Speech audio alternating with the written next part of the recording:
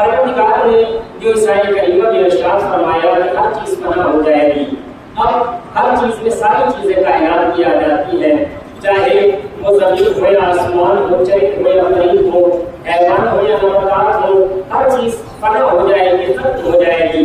حتیٰ قرآن کریم میں یہاں تک ارشاد ہو رہا ہے کہ ایک دن ایسا آئے گا کہ زمین کے فرش کو لپیٹ دیا جائے گا۔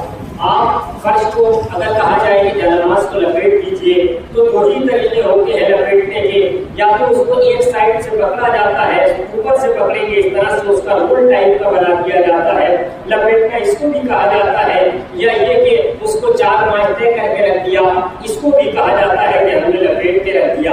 اب سوچئے کہ جب زمین کا فرش اس طرح سے لپیٹا جائے گا تو کائنات کی کیا چیز باقی رہے گی؟ کچھ چیز باقی نہیں رہے گی، سارے پیڑ پودے نباتات حشرات انسانات سب کے سب ختم ہو جائیں گے۔ اچھا جب ختم ہو جائیں گے تو ختم ہو کر کے جائیں گے کہاں؟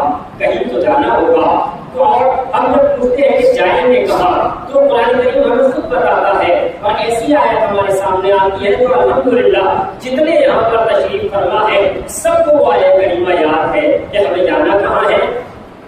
آیت کریمہ میں پروردگار عالم ارشاد فرما رہا ہے کہ اِنَّ لِلَّهِ وَإِنَّ إِلَيْهِ رَاجِعُونَ۔ یہ آیت سب کو یاد ہے اور سب کا ایمان کتنا ہے، دیکھنا یہ ہے کہ اس آیت پہ ایمان کتنا ہے۔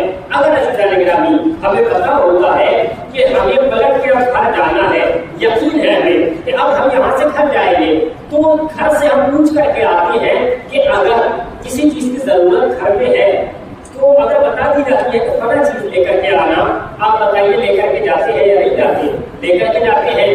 یا آپ جو ہم آئے ہیں اگر آپ کے پاس کال میسیج آ جائے گھر سے، خاتون خانہ کا یا بچوں کا میسیج آ جائے کہ فلاں چیز ختم ہو گئی ہے، وہ چیز لے کر کے آئیے گا۔